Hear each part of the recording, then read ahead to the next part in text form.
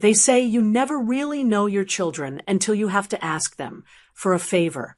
I always thought that was just something bitter people said. People who didn't have a bond like I did with my son, Eddie. I thought we were different. I thought I had raised a boy who understood that family is a two-way street. But looking back, maybe it was always a one-way street, and I was just the one paving the road year after year. My name is Peggy. I'm 68 years old, and for the last 6 months, my life has been measured in Tylenol doses and how many steps it takes to get from the bedroom to the kitchen. It's my hip. The doctor calls it severe osteoarthritis, but that fancy medical term doesn't capture the feeling of bone grinding against bone every time I try to stand up to make a pot of coffee. It's a sharp, hot pain that takes your breath away. I've always been independent. That's my pride. When my husband passed 10 years ago, everyone worried about how I'd cope. But I managed. I kept the house clean. I paid my bills on time. And I never, ever asked for help. In fact, I was usually the one giving it. I'm the mother who dipped into her retirement savings to help Eddie and his wife, Eugenia, with the down payment on their first house. I'm the one who paid for the transmission repair on Eddie's truck 3 years ago when he said he might lose his job if he couldn't get to work. I did it quietly. I did it happily, because that's what mothers do. We are the safety net. But safety nets wear out eventually. Last Tuesday, my doctor sat me down and stopped using gentle words. He told me the cortisone shots weren't working anymore. I needed a total hip replacement, and I needed it soon if I wanted to walk without a cane for the rest of my life. I sat in his office, nodding, doing the math in my head. Medicare covers a lot, but it doesn't cover everything. There are copays, deductibles, and the cost of the specialized rehab facility afterwards because I live alone and can't care for myself in those first crucial weeks. The total out-of-pocket cost I was looking at was about $5,000. To some people, that's a vacation. To me, on a fixed Social Security income, that is a mountain I cannot climb. I have some savings, a rainy day fund, but I had drained a large chunk of it last Christmas to help Eddie and Eugenia fix their furnace. I had about $2,000 left. I was short. I went home and stared at the phone for 2 days. My pride was fighting a war with my pain, and the pain was winning. I told myself it would be okay. I wasn't asking for a handout. I was asking my family. The same family I had supported for decades. Surely, between Eddie's job at the logistics firm and Eugenia's salary, they could loan me the difference. I wasn't even going to ask for a gift. I would pay them back, $50 a month if I had to. I waited until 7 p.m. after dinner when I knew they would be relaxed. I dialed the number, my heart hammering in my chest like a nervous teenager. "Hey, Mom," Eddie answered. He sounded tired, or maybe just distracted. I could hear the TV on in the background. "Hi, honey," I said, trying to keep my voice steady. "Do you have a minute? I need to talk to you about something important." He sighed. It was a small sound, but I heard it. "Yeah, sure. What's going on? Everything okay with the house?" "The house is fine," I said. "It's my hip, Eddie. The doctor says I can't put off the surgery anymore. I can barely walk to the mailbox." "Oh," he said. "Well, that's good, right? Getting it fixed." "It is," I hesitated, gripping the phone cord. "The problem is the cost.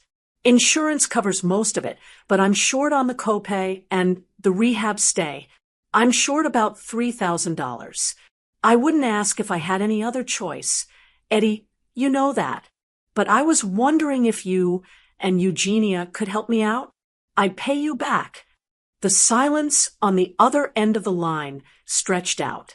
It was heavy and uncomfortable. I heard him shift the phone.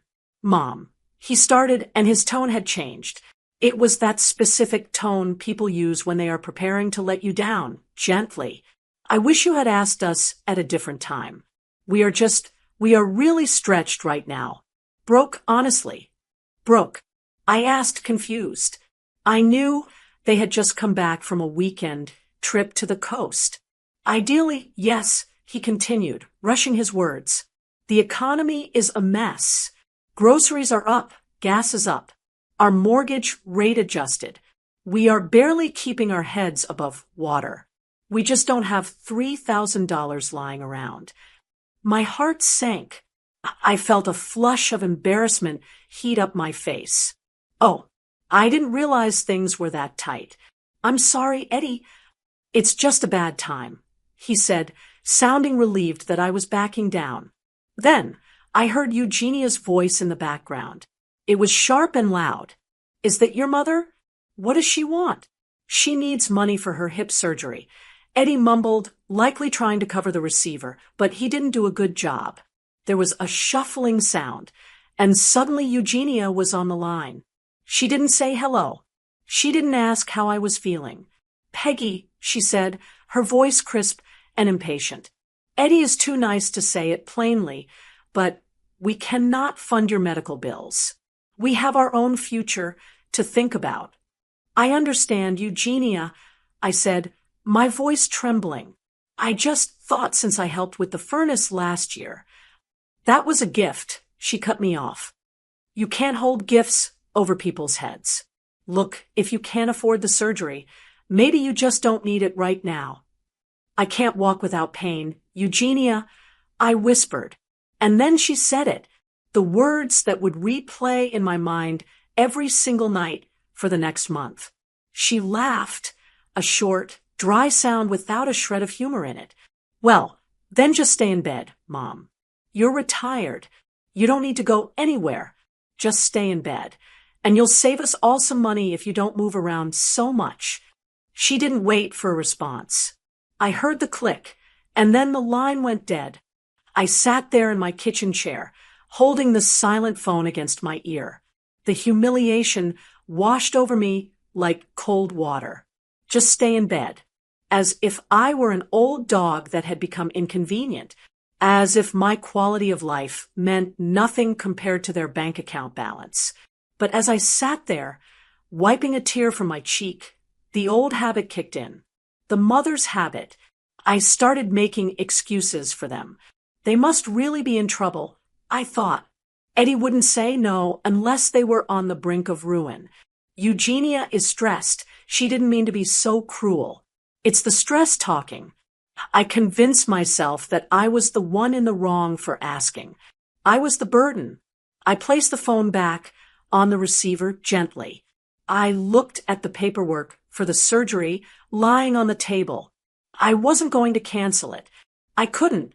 But I knew one thing for sure. I was on my own. I would have to figure this out, even if it meant emptying every last penny I had to my name. Little did I know, while I was sitting there worrying about how to save the money, they were already planning how to spend theirs. I didn't sleep much that night after Eugenia told me to just stay in bed. I lay there in the dark, staring at the ceiling fan, listening to the silence of the house. My hip throbbed with a dull, rhythmic ache, a constant reminder that staying in bed wasn't a solution. It was a prison sentence. By the time the sun started peeking through the blinds, I had made up my mind. I wasn't going to beg. I wasn't going to call them back and plead my case. If they were truly broke, as Eddie said, then pushing them would only cause a rift I couldn't repair. A mother's job is to protect her children, not burden them. So, I decided I would handle it myself. The next morning, I got dressed slowly, wincing as I pulled on my slacks. I drove down to the bank, the same branch I've used for 30 years. I sat across from a young woman named Sarah, who smiled politely as I handed her my passbook. I need to close out my emergency savings account. I told her. My voice was calm, but my stomach was in knots. That account was my shield. It was money my late husband, Frank, and I had scraped together over decades. It was the roof leak money, the furnace breakdown money, It was the only thing standing between me and financial ruin if something went wrong with the house. Seeing that balance drop to near zero felt like walking out onto a tightrope without a net. Sarah typed away on her computer. "Are you sure, Mrs. Martinez? This account has a good interest rate. If you withdraw it all now, you'll lose the accrued interest for this quarter." "I'm sure," I said.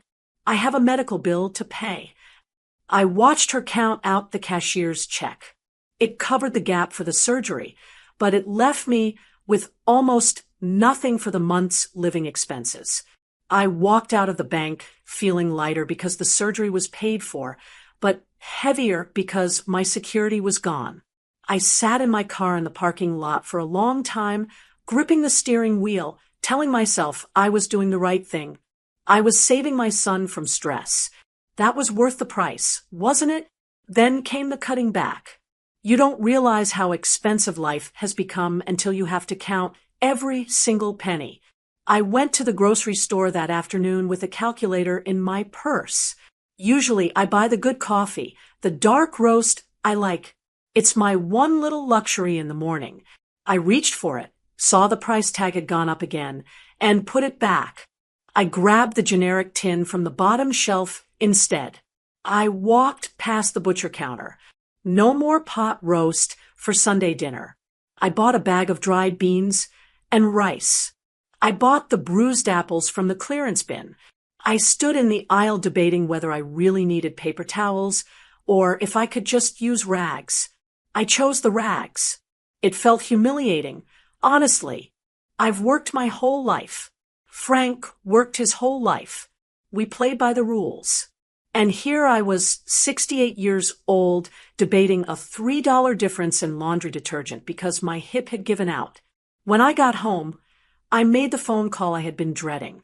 I called the cable company. "I need to cancel my service," I told the representative. "We can offer you a bundle deal," he tried to argue. "We can lower your rate by $10. "I can't afford the $10, I said firmly. "Please just turn it off." The TV screen went black an hour later. That hit harder than the coffee. When you live alone, the voices on the television are sometimes the only company you have all day. Without it, the house felt enormous and hollow. I sat in my armchair, the silence pressing in on my ears, and I just cried. Not for long, just for a minute. I let myself feel the fear of being poor, truly poor, for the first time in years. But even as I sat there eating my beans and rice for dinner, my mind drifted back to Eddie. I looked at the picture of him and Eugenia on the mantelpiece. If I was struggling this much to scrape together $3,000, how bad must it be for them? My heart ached for my son. He had sounded so defeated on the phone. Broke, he had said. I imagined them sitting in their kitchen, looking at a stack of overdue bills, maybe afraid they'd lose their house. I felt a pang of guilt for even asking them in the first place. I should have known better. I should have sensed they were in trouble. Maybe I can help them. I thought. It sounds crazy. I know. Here I was drinking bad coffee and sitting in a silent house to save money, and I was plotting how to help the people who had just refused to help me. But that's the good mother trap. You can't turn it off. I thought once I get this surgery done and I'm walking again, I can go over there and cook for them a few times a week.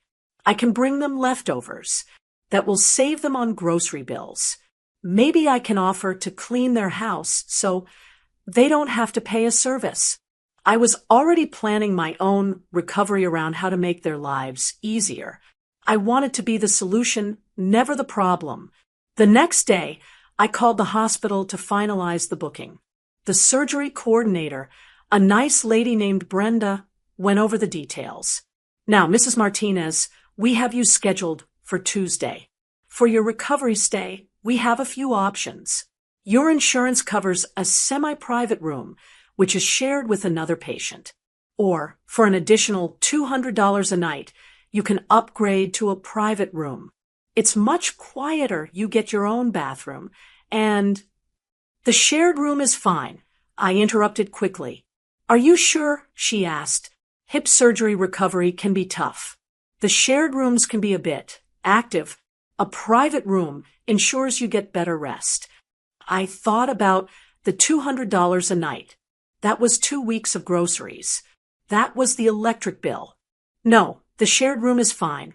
I repeated, I don't need anything fancy. I just need to get walked out of here. Okay, semi-private it is, she said, marking it down. I hung up and looked around my living room. I had stripped my life down to the bare bones to make this happen. I had sold my security, canceled my comfort, and lowered my standard of living. But I had done it. I was going to get my surgery, and I hadn't taken a dime from my son. That night, packing my small suitcase with my worn-out pajamas and a paperback book, I felt a strange sense of resolve. I was scared of the surgery. Yes, I was scared of the rehab, but mostly I was scared of the future. I wondered if this was how it was going to be for the rest of my life, scrimping, saving, and sitting in the dark, so I didn't bother anyone. I went to sleep that night praying for 2 things, that the surgery would go well and that Eddie and Eugenia would find their way out of their financial trouble. I fell asleep worrying about them. I fell asleep wishing I could do more for them.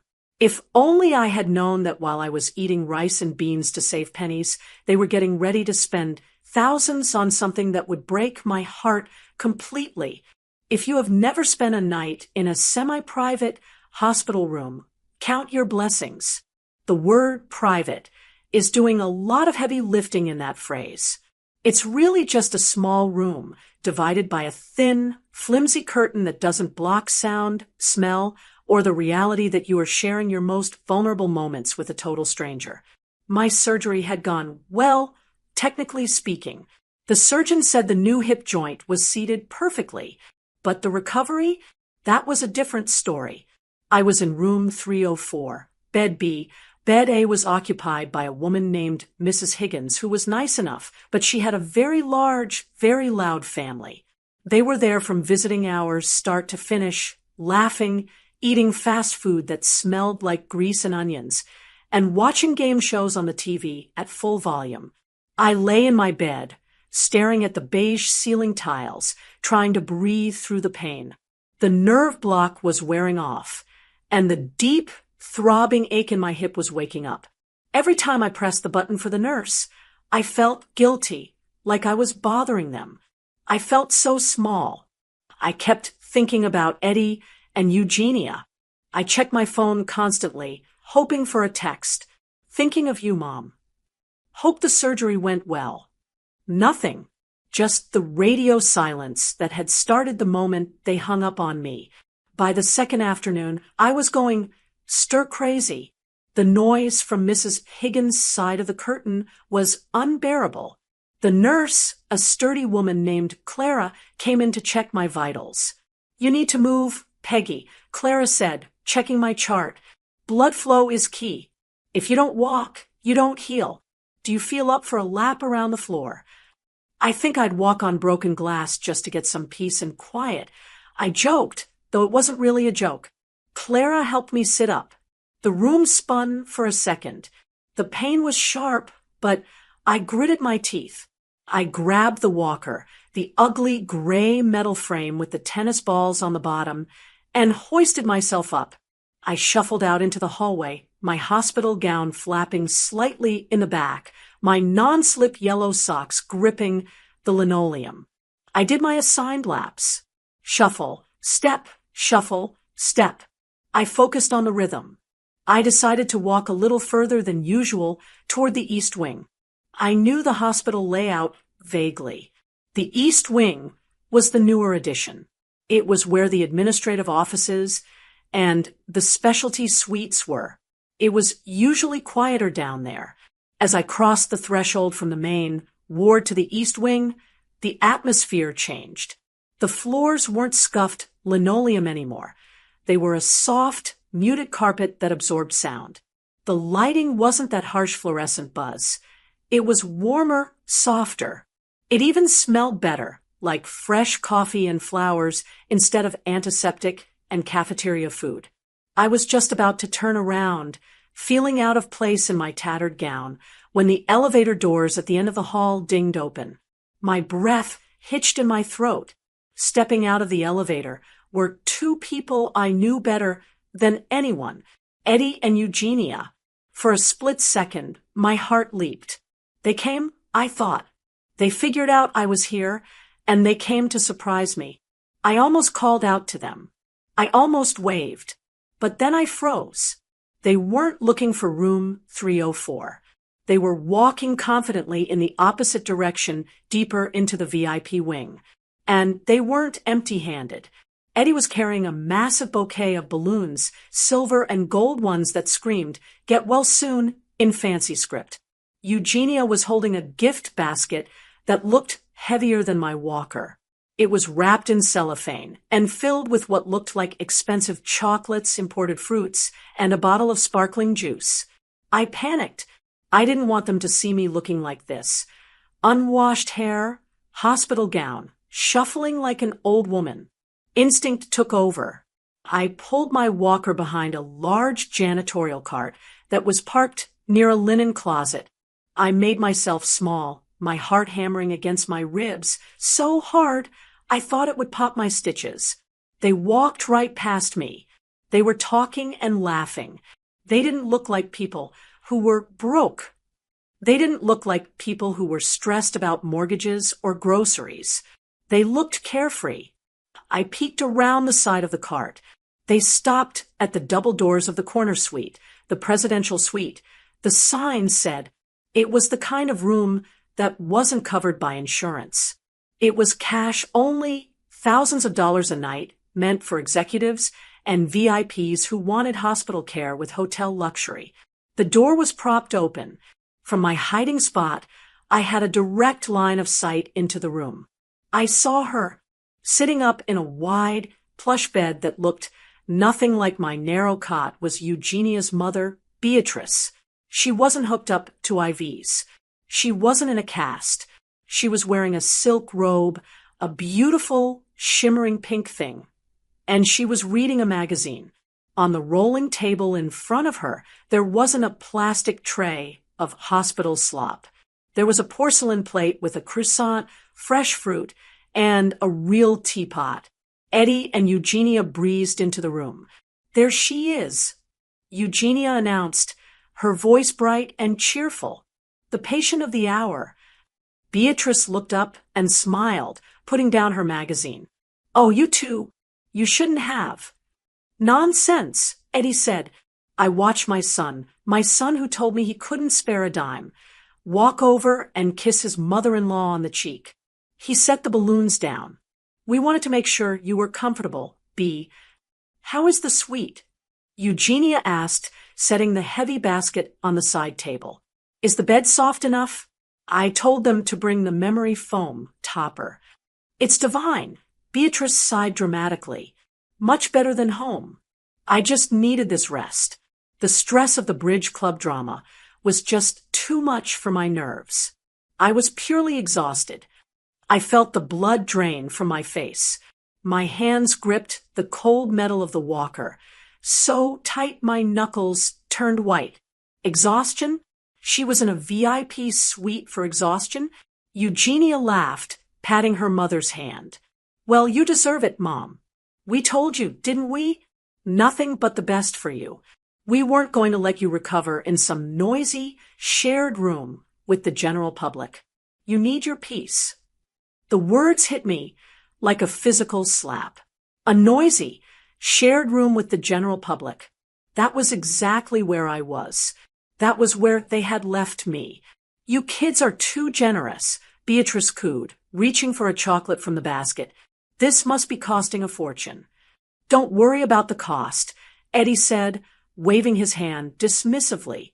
The same hand that had held the phone when he told me they were drowning in debt. "We handled it. We just want you back on your feet for the summer trip." I couldn't watch anymore. My stomach churned with a mix of nausea and pure, hot rage. The room started to spin again. But this time it wasn't from the medication. It was from the betrayal. They weren't broke. They had never been broke. They had lied to my face. They had listened to me beg for help with a surgery I needed to walk, and they had turned me down so they could spend thousands on a luxury vacation in a hospital for a woman who was just tired. I had eaten beans and rice. I had sat in the dark. I had humiliated myself at the bank, all so they could buy silk robes and memory foam toppers for Beatrice. I slowly turned my walker around. I didn't storm in there. I didn't scream. I couldn't. I was too shocked. I shuffled back down the hallway, the sound of their laughter fading behind me, but echoing loudly in my head. The walk back to my room felt miles longer than the walk there. Every step was a reminder of my pain, and now a reminder of my worth in their eyes. I was the mother to be discarded. Beatrice was the mother to be pampered. I got back to room 304. Mrs. Higgins' family was shouting at the TV again. The room smelled like stale fries. I climbed back into my hard, uncomfortable bed and pulled the thin blanket up to my chin. I didn't cry this time. The tears were gone. I lay there, staring at the ceiling, listening to the noise, but all I could hear was Eugenia's voice. Just stay in bed, Mom. You'll save us some money. And then I heard Eddie's voice. Don't worry about the cost. We handled it. Something inside me shifted then. It wasn't sadness anymore. It was something colder, something harder. The mother who wanted to cook them casseroles and clean their house vanished in that moment. They wanted to save money. Fine. I stared at the water stain on the ceiling tile and made a silent vow. I was going to help them save money. I was going to save them every single penny I had ever spent on them. And they were going to feel every cent of it. I didn't storm into that VIP suite. I didn't throw open the double doors and demand an explanation. I didn't scream at my son or toss the fruit basket across the room. Old Peggy might have cried. Dramatic Peggy might have made a scene. But the woman standing behind that janitorial cart wasn't either of those people anymore. I felt something inside me snap, but it wasn't a loud break. It was quiet. It was the sound of a lock clicking shut. I turned my walker around and shuffled back to my room. The hallway seemed longer than before, but my head was clearer. For years, I had told myself I was being a supportive mother. I told myself that my sacrifices were just what you did for family. But as I lay back down in my bed, listening to the noise of the ward, I finally admitted the truth to myself. I wasn't a safety net. I was a doormat. And the thing about doormats is that people don't just step on them. They wipe their feet on them before walking into the comfort of a room they actually respect. I checked out of the hospital 2 days later. No one came to pick me up. Eddie didn't call. Eugenia didn't text. I called a taxi service that specializes in medical transport. The driver, a kind man named Samuel, had to help me get my walker into the trunk. It cost me $45 plus tip. Money I shouldn't have been spending, but I paid it without a flinch. When I got home, the house was stuffy. It smelled like stale air and old dust. It was the smell of a life that had been put on pause. I sat down at my kitchen table, still wearing my coat, my hip throbbing with a dull, persistent ache. I looked at the mail piled up on the counter. Bills. Flyers. More bills. Usually when I get home from a trip or a procedure, I rest. I put my feet up. But not today. A cold energy was moving through me. I reached for the old accordion file box I keep on the bottom shelf of the pantry. It's marked Family Finances. It's dusty because I don't like to look at it often. It reminds me of how much I give and how little I keep. I dumped the files onto the kitchen table. I put on my reading glasses and started digging. I wasn't looking for spare change. I was looking for evidence. I needed to see exactly how much of my fixed income was actually fixing their lives. The first thing I found was the insurance policy. For the last 5 years, I have carried the family bundle for auto and home insurance. It started when Eddie lost his job a few years back. He had asked me to put their cars and their home on my policy to get the multi-generational discount. He promised to pay me back the difference every month. I pulled out the calculator. The total premium was $450 a month. My share for my old sedan and my small house was about $150. Their share for their 2 newer cars and their larger home was $300. $300 a month. I checked my bank statements. I scrolled back 3 years. I saw sporadic transfers from Eddie, $50 here, $100 there. But for the last 12 months, nothing, not a dime. I had been paying the full $300 for them every single month. That was $3,600 a year. That was more than the cost of the rehab stay I had just denied myself. I stared at the paper. They told me they were broke, but they were driving cars insured by my Social Security check. Then I found the car loan papers. I dug deeper into the file. There it was. The loan for Eddie's truck. It was a big, shiny pickup he bought 4 years ago. I remembered that day. His credit score had been a few points too low to get the prime interest rate, so he had begged me to co-sign. "It's just a formality, Mom," he had said. "It helps me build credit." I looked at the terms.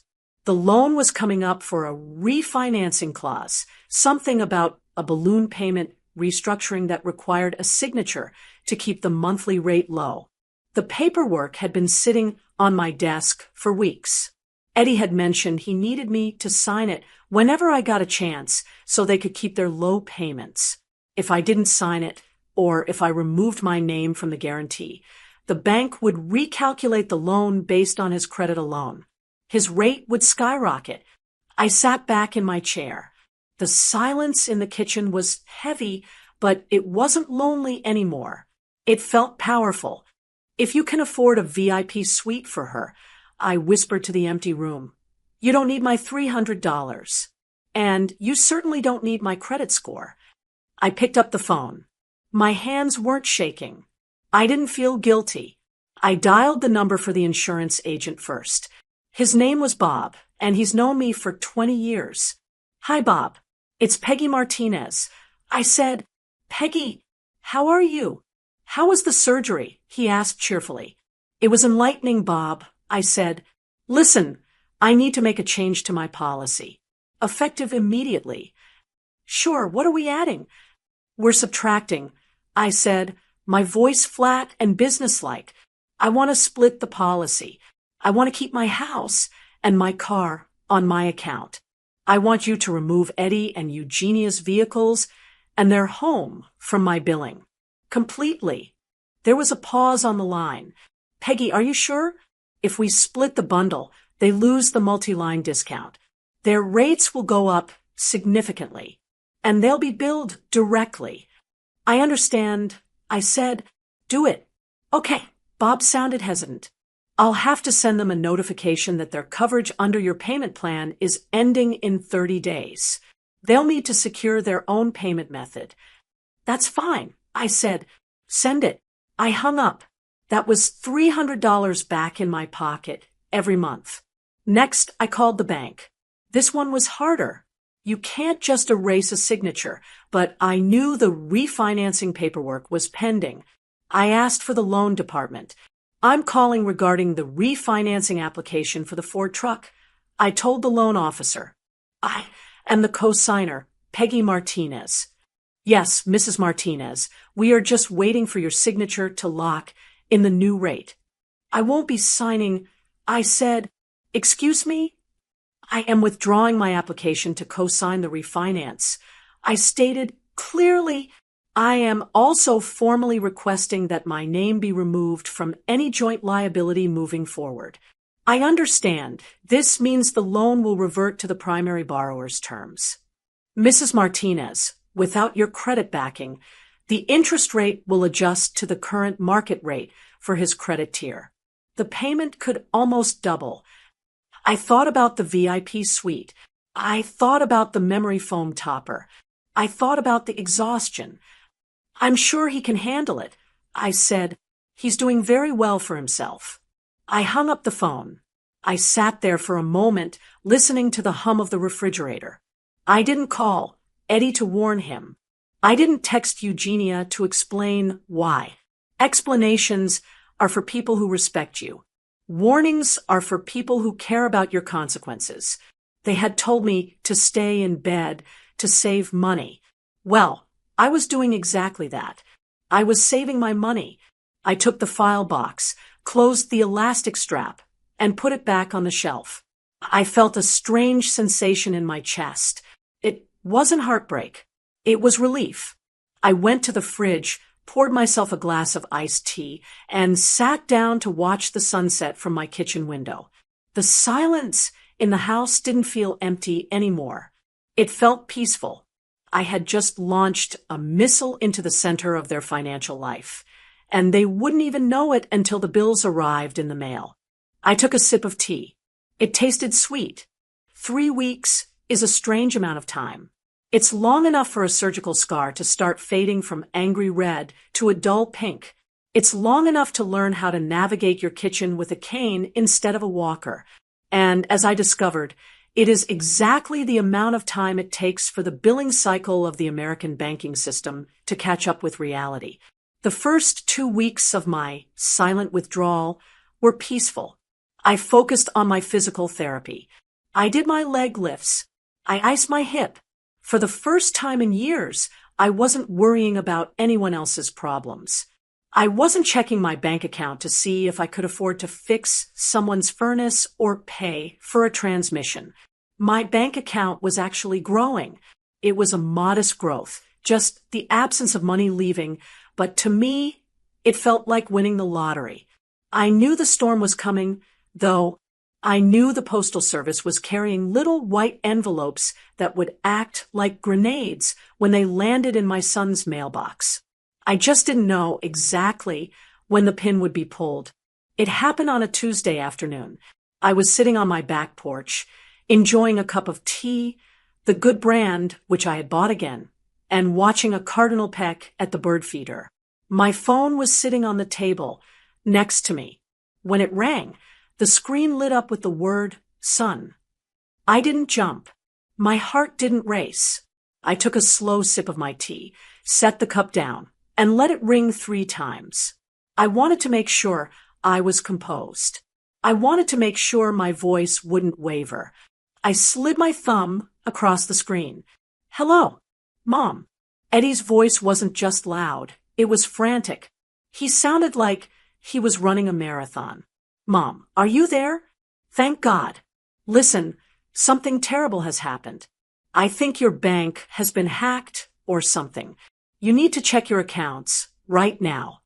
Calm down, Eddie, I said, leaning back in my chair. What are you talking about? My accounts are fine. No, they're not, he practically shouted.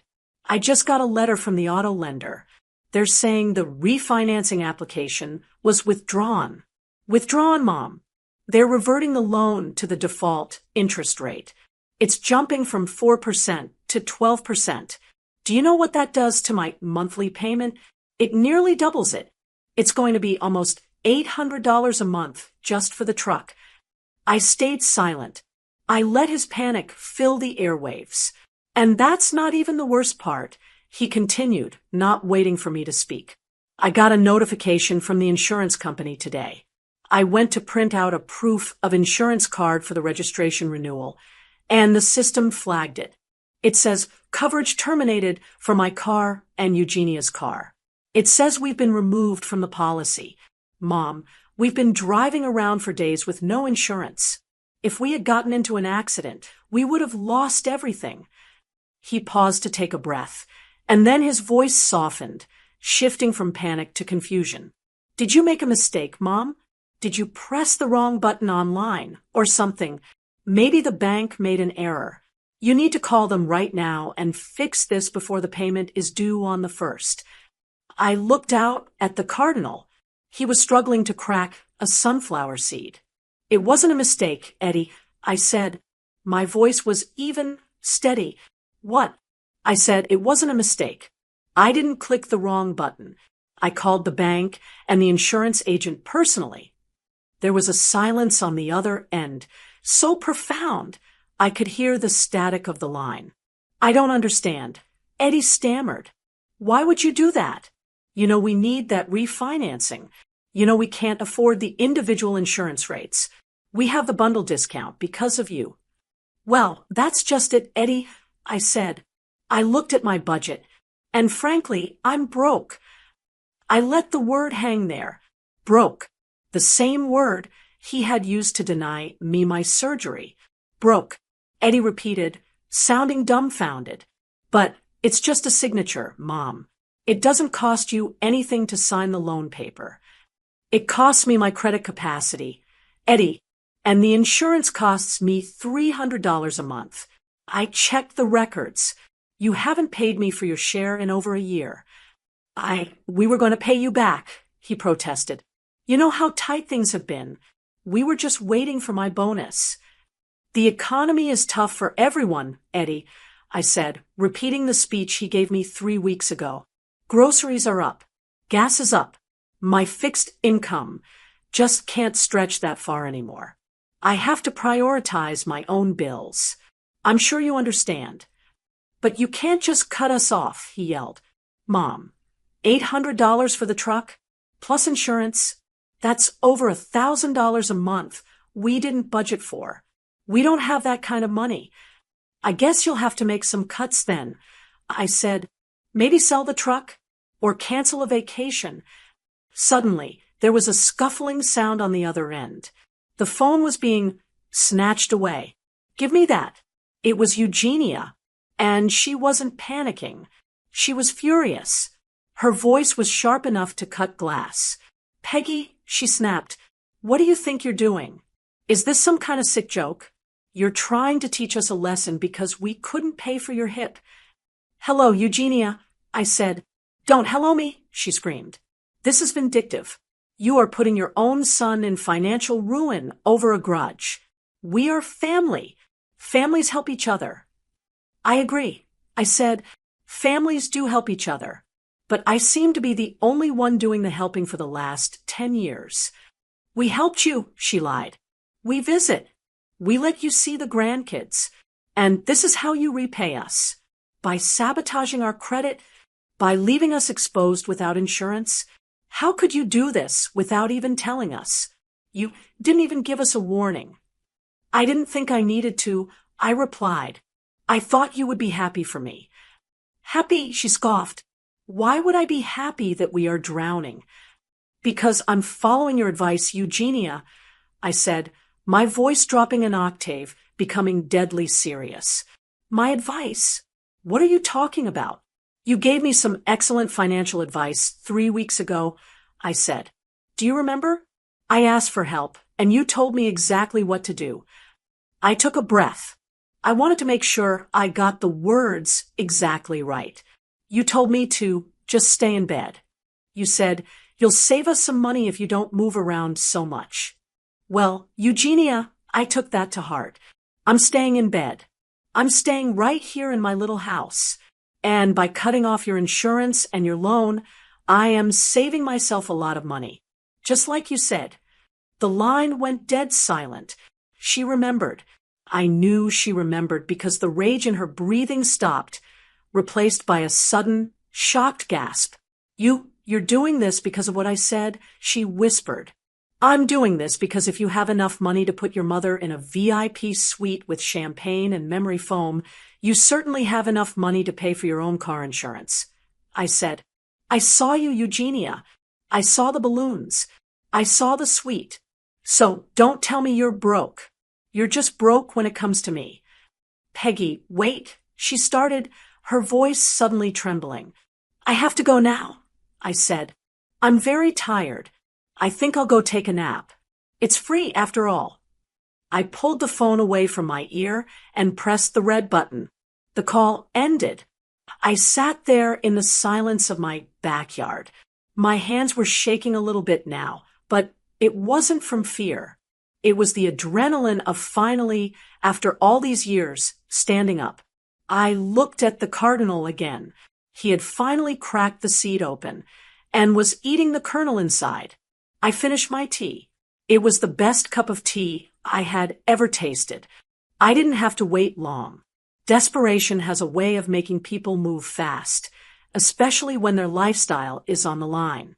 Less than 20 minutes after I hung up the phone, I heard tires screeching in my driveway. It wasn't a polite arrival. It sounded like a panic attack on four wheels.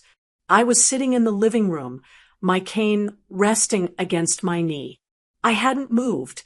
I hadn't turned on the lights, even though the evening shadows were stretching across the floor. I wanted them to see me sitting in the dim light. I wanted them to see exactly what staying in bed looked like. The pounding on the door was aggressive. It rattled the frame. "Mom, open up. We need to talk." It was Eddie. His voice cracked, sounding more like a frightened teenager than a 40-year-old man. I took my time standing up. I gripped the handle of my cane and walked slowly to the door. I didn't rush. I unlocked the deadbolt with a loud, deliberate click and swung the door open. They stood there on the porch, breathless and flushed. Eddie looked like he hadn't slept in a week. His hair was messy and his shirt was untucked. Eugenia was standing slightly behind him, her arms crossed tight over her chest, her face twisted into a scowl that was equal parts anger and fear. "You can't do this," Eddie blurted out before I could even say hello. He stepped into the foyer without asking, forcing me to back up. "Do you have any idea what you've set in motion?" "The bank called again on the drive over. They are threatening to repossess the truck by Friday if the financing isn't secured." "Friday, Mom? I use that truck for work. And the insurance." Eugenia chimed in, stepping inside and slamming the door behind her. "We got an email saying we are uninsured as of midnight. Do you know how illegal that is? You are exposing us to liability. If we get into a fender bender, we lose everything." I looked at them. I looked at the panic in their eyes. It was real fear. For the first time in a long time, they were facing the consequences of their own choices, and they were terrified. "I'm not exposing you to anything," I said calmly, leaning on my cane. "I simply stopped paying for you. There is a difference." "But why now?" Eddie shouted, throwing his hands up. "Why pick the worst possible moment? We are struggling, Mom. We are family. How can you look at your own son and let him drown? Doesn't that mean anything to you? Family is supposed to support each other." "Family," I repeated the word. It tasted bitter. "That's a funny word coming from you, Eddie, because 3 weeks ago, when I asked for help, I wasn't family. I was a burden. I was an expense you couldn't afford. That's different." Eugenia snapped. "We told you we didn't have the cash flow." "Stop it," I said. My voice wasn't loud, but it was hard enough to make them both freeze. "Stop lying. Just stop it. I'm done with the stories." I walked past them into the kitchen and pointed to the chair where I had sat alone for weeks. "You say you didn't have the cash flow," I said, turning to face them. "But I saw you. You said that on the phone," Eugenia said, her eyes darting around the room. "I don't know what you think you saw, but I saw the balloons. I cut her off. Gold and silver. Get well soon.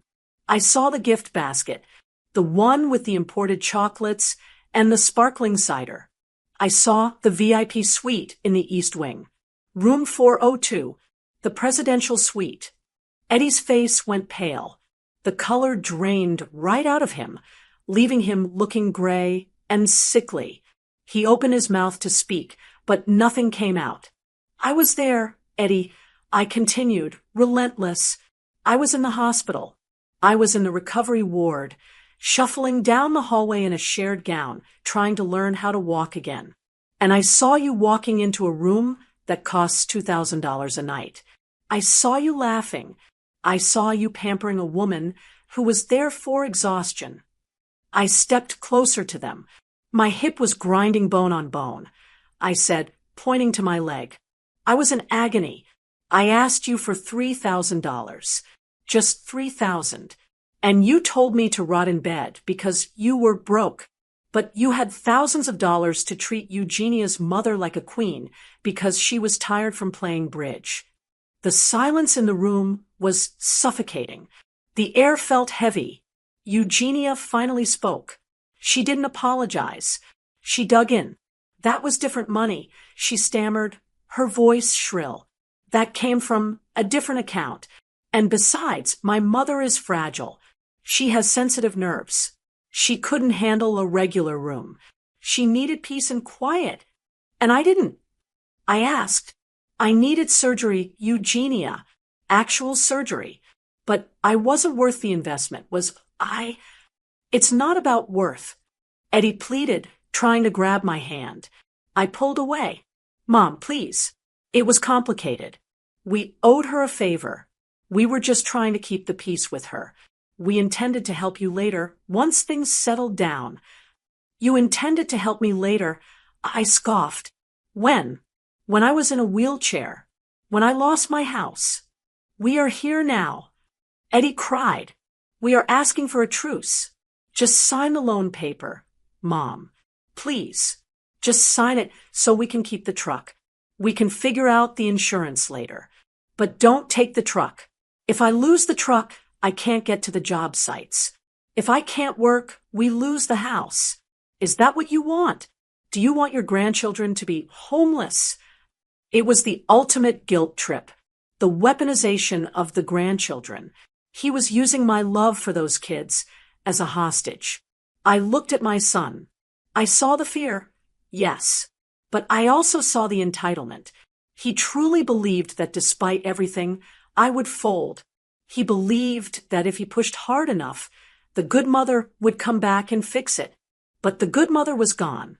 She died in the hallway of the East Wing. I don't want anyone to be homeless, I said quietly, but I can't help you. You won't help us. Eugenia yelled. I can't. I corrected her. You see, I have to be very careful with my finances now. I have to save up. Because the next time I have a medical emergency, I know for a fact that I am on my own.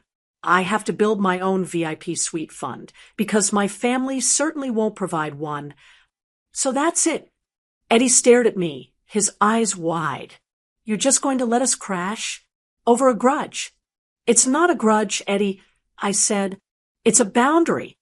I am done subsidizing a lifestyle that excludes me. I am done paying for your truck so you can drive past my house to visit your other mother in luxury.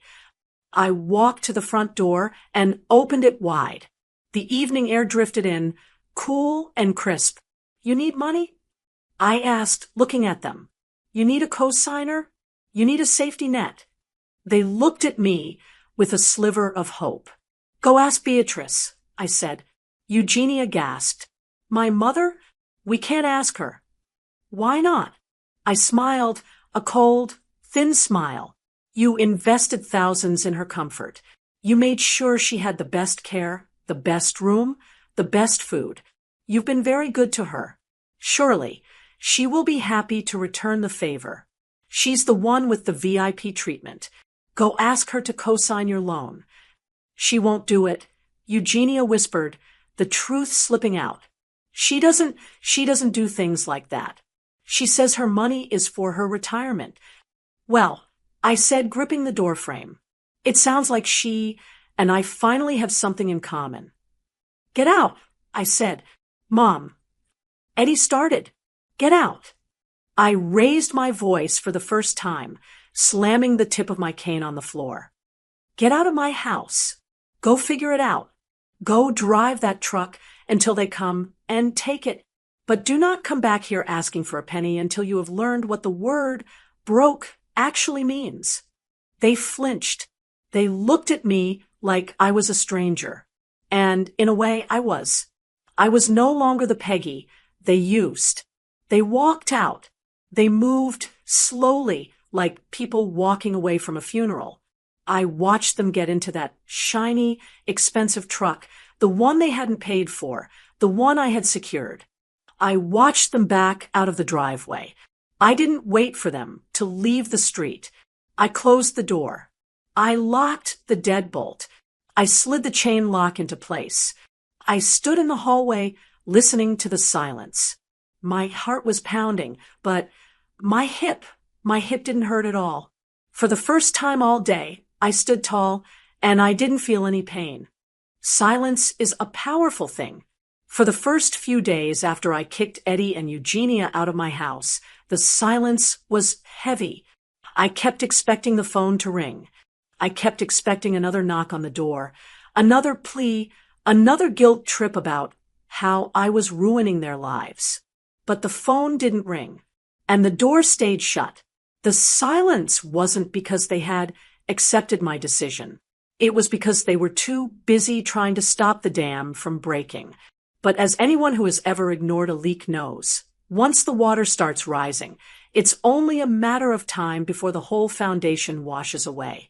The first domino fell on a Friday morning, just like Eddie had predicted. I didn't see it happen, but my neighbor, Mrs. Gable, certainly did. She called me over the fence while I was watering my hydrangeas. She told me a tow truck had shown up at Eddie's house at 6 in the morning. It wasn't a polite visit. It was the repo man. They hooked up that shiny, oversized pickup truck, the one that was supposed to be the symbol of Eddie's success, and dragged it down the street while the alarm blared. Mrs. Gable said Eddie ran out in his boxers, shouting and waving his arms, but the driver didn't even slow down. The bank doesn't care about excuses. The bank only cares about the signature on the line, and mine wasn't there anymore. Without the truck, Eddie couldn't get to his construction management sites. He tried to rent a car, but with his credit score tanking because of the missed payments and the repo on his record, the rental agencies wanted deposits he couldn't afford. He missed 3 days of work. By the next Tuesday, he was let go. That was the second domino. The third one was the house. They had bought a place they could barely afford on 2 incomes, assuming that the family safety net, me, would catch them if they slipped. But with Eddie out of work and the insurance bills piling up on Eugenia's credit card, they couldn't make the mortgage. They didn't even make it to foreclosure. They panic sold. They put the house on the market for a quick cash sale, which is real estate talk for, "We are desperate. Please take this off our hands." They sold it for less than they owed. After paying off the bank and the fees, they walked away with nothing but a few boxes of clothes and the bitter taste of failure. And that is when the real tragedy, or perhaps the comedy, depending on how you look at it, began. They had nowhere to go. They had burned the bridge with me. They had insulted me, used me, and then tried to manipulate me. They knew the door to my little house was locked tight. So they had to turn to their only other option. They had to turn to the VIP. They went to Beatrice. Now, you have to understand something about Eugenia's mother. Beatrice is a woman who loves to be treated like a queen, but she rules like a tyrant. She was happy to let Eddie and Eugenia spend thousands of dollars on her hospital suite. She was happy to eat the imported chocolates and accept the balloons. She loved the attention, but Beatrice didn't get to be comfortable by spending her own money.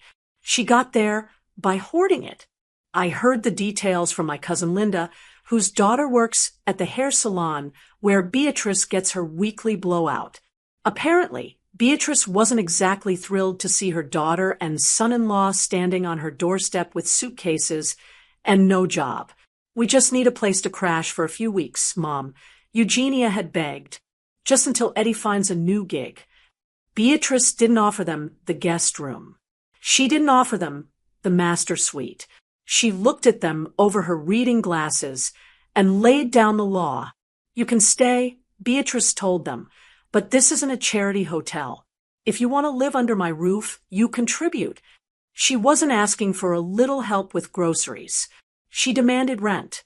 She told them they could have the small spare room in the basement, the one that used to be a storage closet and smells like damp earth, but it would cost them $800 a month. 800. Eddie had stammered. But we're family. And this is my retirement. Beatrice had snapped back. I'm on a fixed income, just like Peggy. Isn't that what you told her? That the economy is tough. The irony must have tasted like ash in their mouths. But the rent was just the beginning. Beatrice, now that she had help in the house, decided she didn't need to pay for her cleaning lady or her landscaper anymore. She fired them the next day. Eugenia, you can do the floors and the bathrooms, Beatrice instructed. And I expect dinner on the table at 6 sharp. No fatty foods. I'm watching my cholesterol. And Eddie, she pointed a manicured finger at my son. The lawn looks disgraceful. And the gutters are full. Since you're not working, you can earn your keep. So that is where they are now. My son, who drove a $40,000 truck and told me he was too broke to help his mother walk, is now mowing his mother-in-law's lawn in the heat of the day. He is cleaning her gutters. He is fixing her leaky faucets. He is doing all the handyman work he used to be too busy to do for me. And Eugenia, the woman who told me to just stay in bed, to save money, she isn't staying in bed. She is waking up at dawn to make Beatrice's herbal tea. She is scrubbing Beatrice's toilets. She is washing Beatrice's silk robes by hand because the machine is too rough on the fabric. They are living in a basement with no windows, sleeping on a pull-out couch that has a bar in the middle that digs into your back. They are paying rent to a woman who has plenty of money but refuses to share it. They are servants in the house of the woman they treated like royalty. I ran into Beatrice at the grocery store yesterday. I was walking down the aisle, my cane clicking softly on the floor, moving better than I have in years. She saw me and waved, looking delightedly smug. "Oh, Peggy," she called out. "It's so lovely to see you. You know, having the kids stay with me has been such a blessing." "Has it?" I asked, picking up a carton of the expensive organic eggs. "Oh, yes," she beamed. "My house has never been cleaner, and Eddie is finally useful. You really should have been stricter with them, Peggy. They just needed a little discipline. They wait on me hand and foot. It's the least they can do after all the stress they caused me." She didn't know the whole story. She didn't know why they were there. She just knew she had won. "I'm glad it's working out for you, Beatrice," I said. And I meant it. They always did want to give you the VIP treatment. I'm glad they finally get to do it every single day. I walked away, leaving her standing there by the bakery section. I walked out to my car, my paid-off car, and drove to my quiet, peaceful house. I thought about Eddie and Eugenia in that basement. I thought about them realizing that they had spent years investing in the wrong mother. They had poured their money and their affection into a bottomless pit, and now they were stuck at the bottom of it. They wanted to save money. Well, Beatrice was certainly helping them do that. She wasn't letting them spend a dime on anything but her. It wasn't revenge. I didn't make Beatrice treat them that way. I didn't force them to move in with her. I just stepped out of the way and let gravity do its work. And gravity, as it turns out, is a very harsh mistress. 6 months have passed since I watched my son's truck get towed away and closed my front door on the life I used to know. If you had told me a year ago that I would be living alone, estranged from my only child, and happier than I have been in decades, I would have told you that you were crazy. I would have told you that a mother's place is with her family, no matter the cost. But I've learned that sometimes the cost is just too high. My life looks very different today. The first change you'd notice is the way I walk. That gnawing, grinding pain in my hip is gone. I had the surgery. I did the rehab on my own dime and on my own time, and now I walk with a stride that surprises even me. I don't just shuffle, around the kitchen anymore. I joined a group called the Silver Striders. We meet 3 times a week at the park. We walk 3 miles, rain or shine, and then we go for coffee. It turns out there are a lot of women just like me, women who spent their lives giving and giving until they were empty, only to realize that the people taking from them never learned how to say thank you. We talk about our kids, sure, but we also talk about books and travel and politics. I have friends now, real friends, not people who only call when they need a co-signer. My finances have healed, too. It's amazing how quickly your savings account grows when you aren't paying for 3 adults instead of 1. I replaced my old, drafty windows last month. I paid cash. I didn't have to ask anyone for help, and I didn't have to worry about a family emergency draining the fund before the contractor arrived. But the biggest change isn't in my bank account or my hip. It's in my head.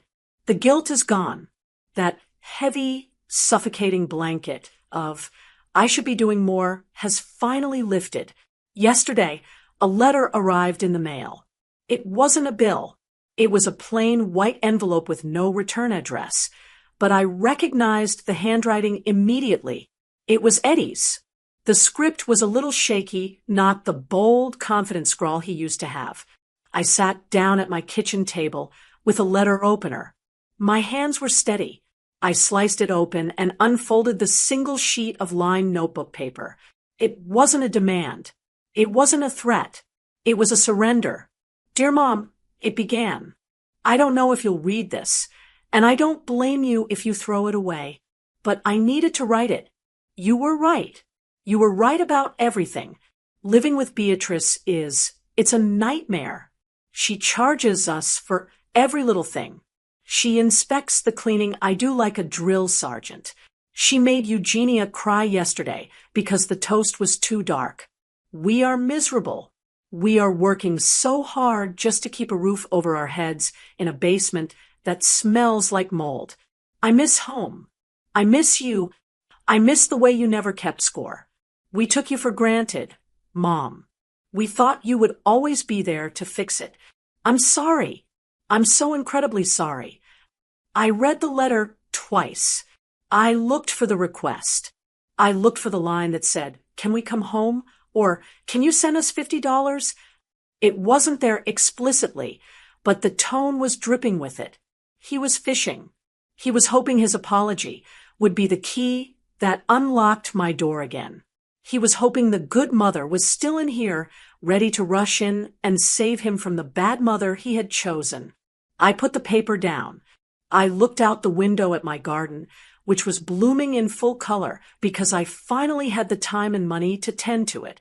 I felt a pang of sadness. Of course I did. He is my son. No mother wants to know her child is living in a damp basement being yelled at about toast. I felt a tug in my heart, a little voice whispering, "You have the room. You have the money now. You could save them." But then I remembered the VIP suite. I remembered Eugenia telling me to stay in bed. I remembered the years of unpaid loans and the expectation that I should set myself on fire just to keep them warm. If I rescued them now, what would they learn? They would learn that if they cry hard enough, I will fold. They would learn that my boundaries are temporary. Beatrice, in her own cruel, selfish way, was teaching them the lesson I never could. She was teaching them that life is expensive, that shelter is earned, and that respect is a requirement, not an option. I pulled a piece of my own stationery from the drawer, the nice stuff with my initials on it. I uncapped my pen. I didn't write a long letter. I didn't lecture him. I didn't rub it in. I simply wrote, "Dear Eddie, I accept your apology. It takes courage to admit when you are wrong. I am glad you are learning the value of hard work and responsibility. Those are lessons that will serve you well for the rest of your life. I hope you and Eugenia learn to stand on your own 2 feet, just like I had to. Love, Mom." I folded it, put it in an envelope, and stamped it. I didn't include a check. I didn't include an invitation to Sunday dinner. I walked down to the mailbox at the end of my driveway. The sun was shining, and the air smelled like fresh cut grass. I dropped the letter in the slot and listened to it fall. It was the sound of a chapter closing. I checked my watch. It was 11:30. The Silver Striders were meeting for lunch at that new Italian place downtown. I had heard their lasagna was excellent, and I was going to order the big piece with a side of garlic bread and a glass of wine. I grabbed my purse and my keys. I took a deep breath, filling my lungs with the sweet, clean air of freedom. I used to think my job was to be the savior. I used to think my worth was measured in how much I could endure for others. But I know better now. You cannot save people who are determined to drown you. And you certainly cannot afford to pay for someone else's luxury while you are paying for your own survival. Your boundaries are the most expensive thing you own. Don't let anyone bankrupt them. Did you like the story? And which city are you listening from? Let's meet in the comments. If you like the story, you can support me by sending a super thanks so I can keep bringing more stories like this. Thank you so much for your sweet support. I'm looking forward to your comments on the story. On the screen, you can see 4 new life stories that I highly recommend. There's so much more on my channel. Don't forget to subscribe. See you in the next life story.